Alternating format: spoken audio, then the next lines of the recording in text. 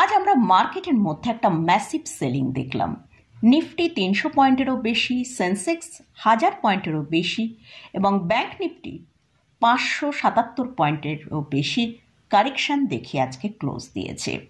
এছাড়াও যদি mid cap এবং স্মল ক্যাপ ইন্ডেক্সের দিকে ফোকাস করি, সেখানে প্রায় 3%-এরও বেশি কারেকশান এসেছে। অর্থাৎ মিড ক্যাপ ইন্ডেক্সে 1583 পয়েন্ট এবং স্মল ক্যাপ ইন্ডেক্সে 574 পয়েন্টের মতন কারেকশান আজকে দেখিয়েছে।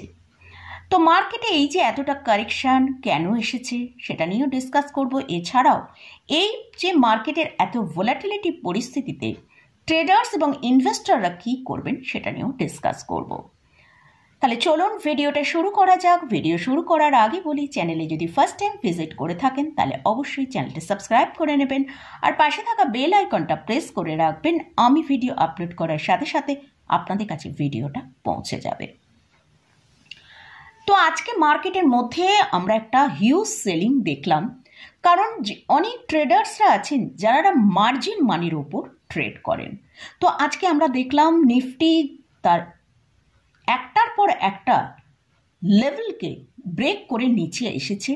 তখন কিন্তু ট্রেডার্সদের সবাইরই স্টপ লস হিট হয়েছে এবং যারা মার্জিন মানির ওপর ট্রেড করছে তাদের কাছে একটা প্রেশার থাকে।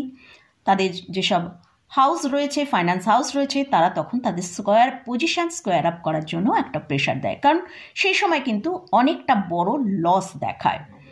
তো সেই প্রেশারটা কিন্তু আজকে মার্কেটের মধ্যে বেশ আমরা কিছুটা দেখতে পেয়েছি যে মার্জিন মানির ওপর যারা ট্রেড করেছেন এর হিউজ লস হওয়ার ফলে তারা তাদের পজিশনকে স্কোয়ার আপ করেছে, তার জন্য মার্কেটে আজকে একটা ভালো সেলিং এসেছে। এছাড়াও গতকাল আপনাদের সাথে এই ভিডিওটায় আমি শেয়ার করেছিলাম যে এফআইসরা কন্টিনিউ মার্কেটের মধ্যে সেলিং করে যাচ্ছে, আর কেন সেলিং করছে সেটা নিয়েও ডিসকাস করেছি। তো এই এফআইস এবং ফাইন্যান্স হাউসগুলো আজকে এতটা সেলিং প্রেশার মার্কেটে আসার ফলেই কিন্তু আমরা দেখেছি মার্কেটের মধ্যে আজকে এতটা সেলিং হয়েছে। এছাড়াও মিড ক্যাপ এবং স্মল ক্যাপ ইন্ডেক্স আমরা দেখছি যে 3%-এরও বেশি একটা হিউজ কারেকশান মিড ক্যাপ এবং স্মল ক্যাপ ইন্ডেক্সে এসেছে। আমরা যদি মিড ক্যাপ ইন্ডেক্সকে তার হায়ার লেভেল থেকে দেখি, এখন প্রায় 17.84% কারেকশান অলরেডি দেখিয়ে দিয়েছে। যদিও এর আগেও আর একবার দেখিয়েছে, তো আবারও কিন্তু সেই জায়গায় চলে এসেছে। এছাড়াও স্মল ক্যাপ ইন্ডেক্স প্রায় 19%-এর মতন কারেকশান দেখিয়েছে। আমরা জানি এর উপর 20%-এর ওপরে যদি কোনো ইন্ডেক্সে কারেকশান হয় সেটা বেয়ার মার্কেটে চলে যায়। তাই আমাদের কিন্তু এইগুলো ওয়াচ করতে হবে যে মিড ক্যাপ এবং স্মল ক্যাপ এই দুটো ইন্ডেক্স আগামী দিনে কীরকম ট্রেড করছে। এবং এই ইন্ডেক্স দুটো কিন্তু সবচেয়ে মার্কেটের যেসব ইন্ডেক্স রয়েছে, তো বড় বড় যেসব ইন্ডেক্সগুলো রয়েছে, তো সেই সব ইন্ডেক্সের মধ্যে কিন্তু এই মিড ক্যাপ এবং স্মল ক্যাপ ইন্ডেক্সের সবচেয়ে বেশি কারেকশানটা এসছে। এবং আমাদের দেখতে হবে যদি এই ইন্ডেক্সগুলো 20%-এর ওপর কারেকশান দেয় তাহলে বুঝতে হবে যে এই ইন্ডেক্সগুলো কিন্তু বিয়ার মার্কেটে চলে যেতে পারে। তো মার্কেটে এই সব মিলিয়েই কিন্তু একটা ভালো ভোলাটিলিটি আমরা মার্কেটের মধ্যে দেখতে পাচ্ছি। তো এক্ষেত্রে আমাদের কি করতে হবে? আমরা নিফটির জন্য দেখতে হবে, ওয়াচে রাখতে হবে যে নিফটি যদি 27শে জানুয়ারি যে লোটা তৈরি করেছিল 22,786, তাকে যদি ব্রেক করে তাহলে নিফটির মধ্যে কিন্তু ফ্রেশ সেলিং শুরু হতে পারে, যেটা নিচের দিকে ইমিডিয়েট 22,500 পর্যন্ত আসতে পারে। আর ব্যাংক নিফটিও আজকে কারেকশান দেখিয়েছে, তবে নিফটির থেকে কম কারেকশান আজকে ব্যাংক নিফটিতে দেখেছি। ব্যাংক নিফটি আজকে লো করেছিল 49,117।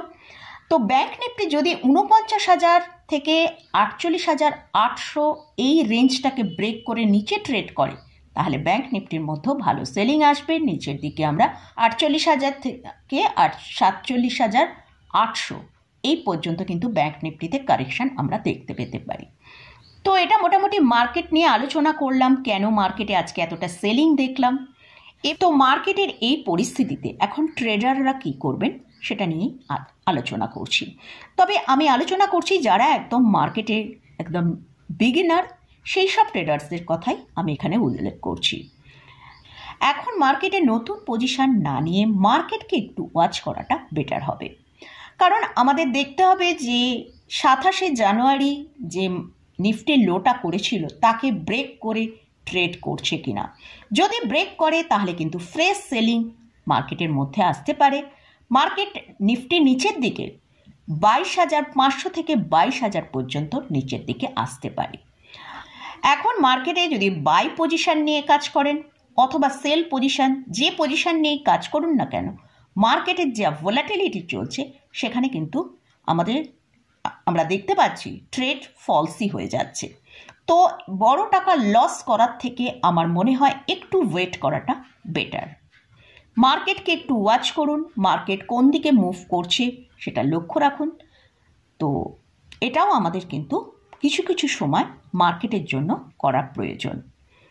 এবারে আসছে, আর যারা ইনভেস্টর আছেন, যদি আপনার পোর্টফোলিওয়ে ভালো ভালো স্টককে হোল্ড করা থাকে, গুড ফান্ডামেন্টাল স্টক হোল্ড করা থাকে, তাহলে কিন্তু সেই সব স্টককে প্যানিক সেলিং করে বেরিয়ে আসবেন না, পরে কিন্তু সেটার জন্য আফসোস হবে। ধরুন আপনার পোর্টফোলিওয়ে Reliance, HUL, Nestle, HDFC bank, TCS এরকম ভালো ভালো স্টক আপনি হোল্ড করে রেখেছেন, তাহলে সেগুলো এখন হোল্ড করুন। কারণ মার্কেট যখন রিকভার করবে তখন কিন্তু এইসব বড় বড় স্টকগুলোই আগে রিকভার করবে। আজকে যদি আপনি এই প্যানিক সেলিংয়ে স্টকগুলো থেকে বেরিয়ে আসেন, যখন মার্কেট রিকভার করবে তখন কিন্তু আপনার কাছে আর অপরচুনিটিটা আসবে না। তাই নতুন করে বাই না করলেও যে পজিশন আপনার কাছে হোল্ড করা আছে সেইগুলো পজিশনটা হোল্ড করে রাখুন। আর না হলে কিন্তু যদি এখন আপনি এই প্যানিক সেলিংয়ে সেল করে দেন, এখন কিন্তু বড় টাকা লস হবে। হয়তো আপনি মনে করছেন মার্কেট হিউজ পড়ছে, আরও নিচের দিকে আসবে, তাহলে আমি ভালো ভালো স্টক যেগুলো হোল্ড করে আছেন সেগুলো সেল করে দিলেন। কিন্তু সেটা আমার মনে হয় মার্কেট অনেকটা নিচের দিকে চলে এসেছে, তাই ভালো ভালো স্টক যদি হোল্ডিংয়ে থাকে পোর্টফোলিওয়ে, তাহলে সেই সব স্টকগুলোকে হোল্ড করাই বেটার। তো মোটামুটি মার্কেটের সিচুয়েশান অনুযায়ী যেটা দেখতে পাচ্ছি, মার্কেটের মধ্যে কিন্তু একটা কারেকশান এখনও কমপ্লিট হয়নি বলেই মনে হচ্ছে। মার্কেটে হয়তো আরও বেশ কিছুটা পেন আমরা দেখতে পেতে পারি, হয়তো এখান থেকে আরও নিফটিকে 2%, 3% নিচে আসতে দেখতে পারি। আর আমাদের এটাও মনে রাখতে হবে, স্মল ক্যাপ ইন্ডেক্স কিন্তু একদম বিয়ার মার্কেটে ঢোকার আগের মুহূর্তে ট্রেড করছে। তো এই জিনিসগুলো কিন্তু আমাদের ভালো করে ওয়াচ করতে হবে। আর মার্কেটের মধ্যে অযথা প্যানিক সেলিং না করে একটু পজিশন হোল্ড করুন। যদি ভালো ভালো স্টক আপনার পোর্টফোলিওয়ে থাকে সেটা হোল্ড করুন। আর যারা ট্রেডার্স আছেন তারা একটু ওয়েট করুন। বারবার এই মার্কেটের মধ্যে বড় বড় কারেকশান আসছে, তাতে বড় বড় লস হচ্ছে, তার থেকে একটু মার্কেটকে ওয়াচ করাটাও আমাদের প্রয়োজন। তো মোটামুটি আজকের ভিডিওয়ে মার্কেট নিয়ে ডিসকাস করলাম।